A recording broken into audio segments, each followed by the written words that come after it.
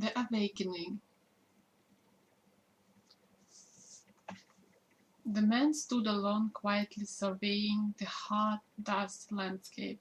He had been traveling on his own for some time. He could barely remember all the places he had visited during the past 6 months. One thing which he knew for certain was that this quest must be undertaken and it must be completed. After all the endless miles, he still didn't have the answers which he so relentlessly sought. Yet he felt his entire being flooded by the overwhelming force of the memories of what he had experienced. First he had gone to Peru, traveling to Cusco and Machu Picchu, where he felt some distant memories stir deep within him. Next he had journeyed on the Iquitos and later to Puerto Maldonado, deep within the jungle, searching among the tribe's people. For what? Possibly a familiar face, maybe an elusive memory. Yet, although he felt at ease in the humid overabundance of the jungle, something continued to elude his understanding. Boarding a train to Lake Titicaca, he sat pensively lost within his thoughts amidst the profusion of passengers who jostled about him. At Puno, he gazed at the shimmering blue waters of Lake Titicaca and felt a deep sadness stir within him. Late that night, he paced restlessly on its shores, while the magenta woven poncho he had recently purchased in Cusco's marketplace billowed about him in the rising wind. Soon our traveler felt himself irresistibly drawn to visit the ruins of Tihuanacu in Bolivia, near the southern end of the lake. After a lengthy ride in a rented taxi, he was deposited at the archaeological site in early afternoon. Climbing out of the small car, he felt himself suddenly gripped with a pervading sense of dread. He almost jumped back into the car, but knew that he must go on. Slowly, cautiously, he allowed himself to be pulled magnetically into the ruins of the temple complex. Such devastating memories abound here, and so little of this place has survived the ravages of time and mankind. Mused, the strangers he awoke and began to remember.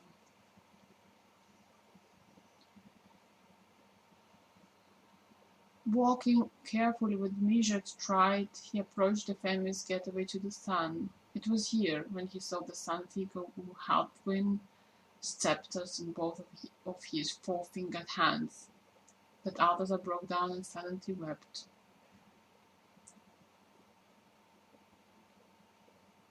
After a while he felt a small tug at the hem of his poncho. Looking down with surprise, he noticed a skinny little girl with ragged braid who was gazing up at him with enormous black eyes of remarkable intelligence and depth. "Señor, what is the matter?" she asked him in simple Spanish. "You must not be sad. Tijuanaco has completed its work here. They have all gone back home." Here she paused and gestured skyward. "We are happy for them, for they are our ancestors.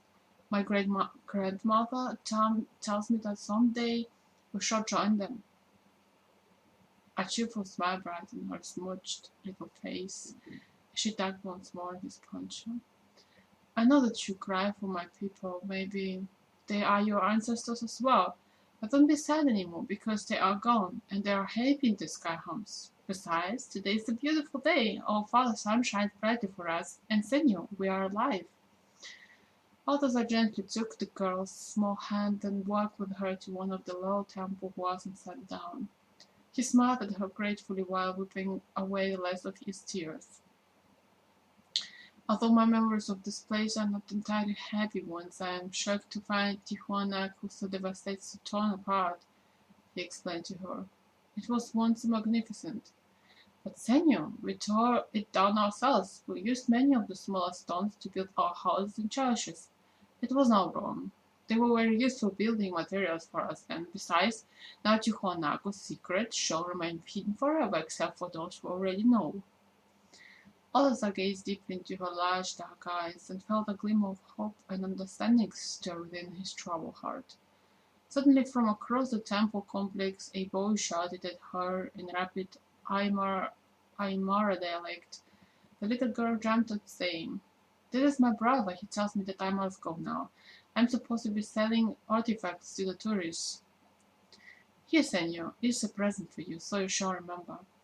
She pressed a small object into his hand, tightly closing his fingers over it. "Wait. Please tell me your name before you go," Altazar asked, extremely touched by her gesture. "It is Murita, which means little Mura. Adieu, senor," she called merrily as she ran quickly away.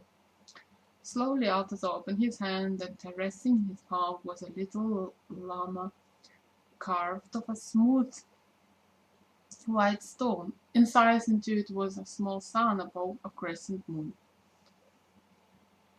Some weeks later his ship landed at Easter Island. Standing on the open deck, Altazar caught sight of the huge stone guardians and thought himself about to burst forth into song. He longed to raise his arms high and sing out a greeting in some long-forgotten talk. As he became aware of all the passengers smiling about, he contained himself and put his excitement inside. Exploring this fascinating island of the next few days, Altazar experienced a sense of astounding familiarity, especially when he visited the cliffs overlooking the crater of Orongo. He could almost see the fragile reed boat which had once bobbed so freshly in the waters of his harbor. And where on earth is my friend Solana now, he wondered. Would he ever encounter him in order to make amends? And onward continued his solitary quest. Upon arriving at his final destination of Australia, Altazar headed straightforward north to the area now called Arnhem Land. Keeping to himself and speaking to few people, he set out to explore as much of the territory as he could. Much of it did not fit in with his revived memories. The land itself must have undergone some tremendous changes.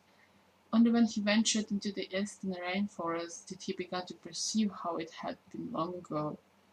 Altazar hiked extensively into the mysterious misty blue mountains, never fearing the dreaded black snakes or other wild creatures. Somehow he knew that they posed no threat to him, that he is protected. He began to sense what it was to be Altazar, to be the king. Here, alone in the tropical forest, he felt enough at peace to begin to allow himself the true, open expression of his being. This felt so wonderful that he marveled at the fullness and freedom of it all. Yet he reminded himself that it was far easier to feel thus as long as he was away from other people, nestled in the warm nurturing of nature. The journey led next to the town called Alice Springs, where he found himself a simple room and a rundown bed and breakfast. From here Altazar made a pilgrimage to Uluru. Circumnavigating the smooth redness of the monolith's undulating form jolted the rest of his memory awake, and Altazar cried once more. That night, back in his small room, he sat composing a letter to his wife, Giandra, whom he had left at home for across the ocean. He knew now what to say. His heart ached for her as it had ached for her all along. But what right did he have to be with her anymore? She had found herself. She was fully Giandra. She had claimed her power. Flashes of scenes of their experiences together danced across his mind. They had met but 4 years ago, although it seems like much longer. Yes, there had been a certain attraction between them apparent from their first encounter. Nevertheless, it had taken them a while before they had started to remember just what their real connection was. They had married by then when memories began flooding in. Gianna had certainly blossomed, becoming more beautiful each day. The house filled up with rare pearls and vases of peacock feathers, and there were moments, times when they became more than just two present-day people, when they touched upon hints of the splendor of their lineages. That was when they truly united, with the love and wisdom developed with them long ago brought forth into the present. Those exalted moments were pure grace, and kept them together in spite of the petty personal difficulties found in everyday life. But trouble introduced into their relationship as a result of their taste together of the trueness of their beings. Deandra was able to open up and progress rapidly. She hungered to emerge as the real Deandra. Nothing else held such importance to her. And as she grew and evolved, she looked towards her mate, knowing that he was her true equal and longing for him to become that. Here Altazar found difficulties. Yes, he knew who he was. He had no doubts as to that, yet he wasn't sure if he really wanted to come out and fully be himself. Remember that the last time that he had truly been Altazar and emanated his vast and born authority, terrible things had happened, events that he still had not forgiven himself for. Hence, he retreated often into a stance of stubborn resistance, closing off that part of his being, denying who he was. Finally, their life together had reached a state of impasse. Deandra stated that she wanted to live with Altazar, not with some shell of her beloved. The occasional glimpses of the real Altazar were not enough to build a marriage one. He felt himself torn apart and in a turmoil, not wanting to lose Deandra whom he lost his lifeline, his threat to the infinite, yet still afraid to emerge. But in his heart he knew that she was right, that if their marriage was to survive, that he could be nothing less than his true self. Confused and torn apart, Altazar proposed going on this trip, feeling that the time apart and the time alone would be beneficial to both of them. It should clarify many things. When she took him to the airport, they were aware that maybe they would never see each other again. She cried and held him close. He felt like crying but held it inside, while saying goodbye to the most precious person in his life. Well, the journey had fulfilled its purpose. He had reawakened. He had revisited the scenes of his greatest unreleased pains and guilt. Much of it had been let go, and now he knew who he was in the fullness of knowing. But the question remained, could he be that? Could he reveal his true self not only to Deandra, but to others as well? Wasn't it easy to just try and forget? To pretend that none of this had ever happened? It would be so simple to disappear into the vastness of Australia. A brilliant sunset seared dazzlingly across the sky outside his window while Altazar sat lost in thought, awaiting the resolution of his destiny. All was silent, save for the relentless mechanical ticking of his alarm clock, a steady reminder of the persistent intrusion of the passing of time. Slowly the sunset faded into a muted memory of its former glory. Darkness descended upon the room. The clock ticked on with precision, and nothing else moved save the quiet breathing of a man along the moonlight, awash in the sea of decision. It was nearly midnight when the small desk light was turned on. Altazar picked up his pen and began to write.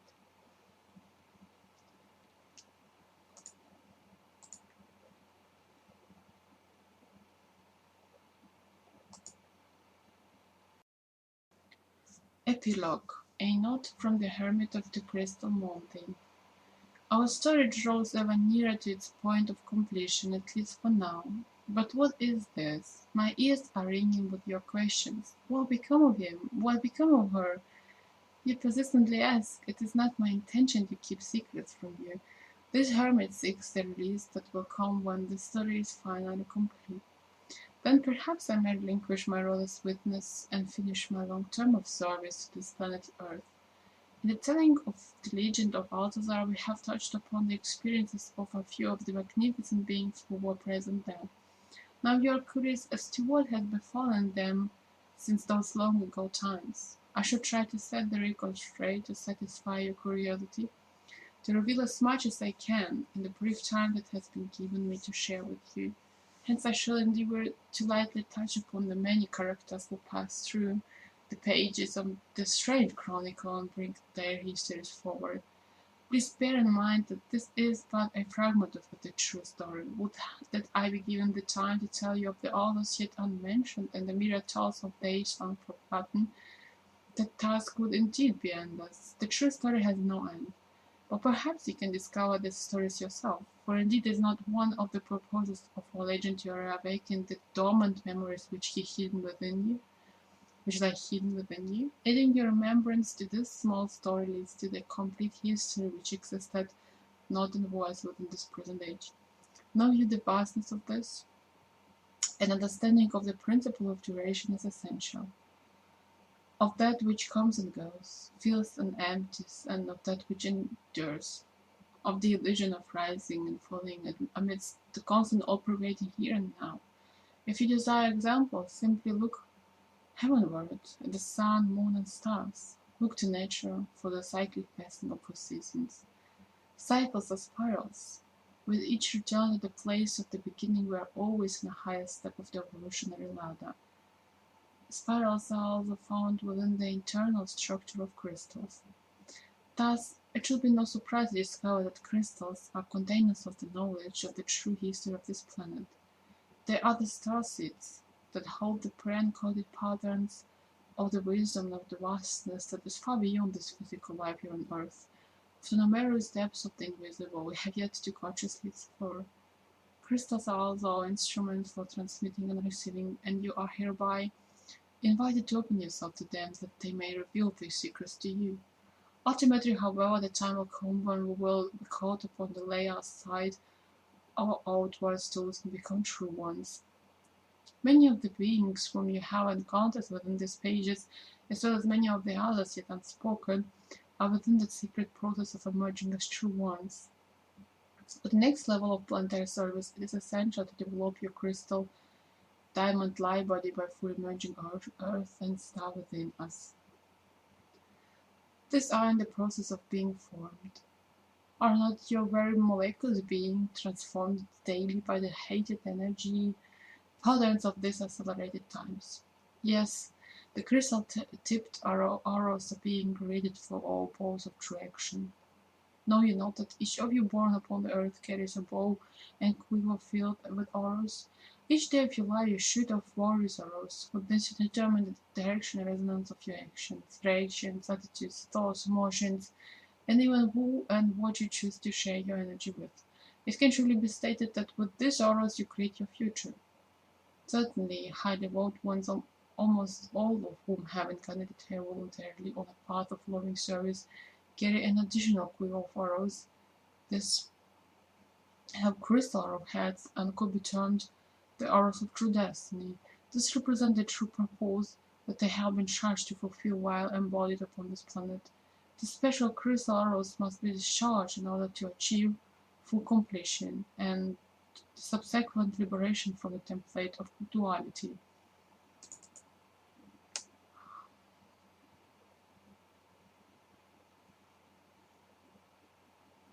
After these shafts of light are sent forth into the world of man, the third-dimensional sphere of time, space, and matter, our freedom and release from this lengthy cycle of duties upon the earth shall be achieved. Many are those who have served here since the beginning of time and will soon be released from this planet. These ones are being prepared right now for their homeward journey back into conscious oneness. Long have they endured homesickness, weariness, discouragement, and acute loneliness, yet long have they served and not let fall their sacred purpose. Though most of them came here as volunteers, it has not been easy for them living countless lifetimes in the dense energy frequencies of the earth. They have suffered much and sacrificed much. Now the call to homecoming has sounded. The final completion of their worldly destinies unfolds. I honor these brave and steadfast souls by dedicating these words to them. Now I shall share with you more of their stories.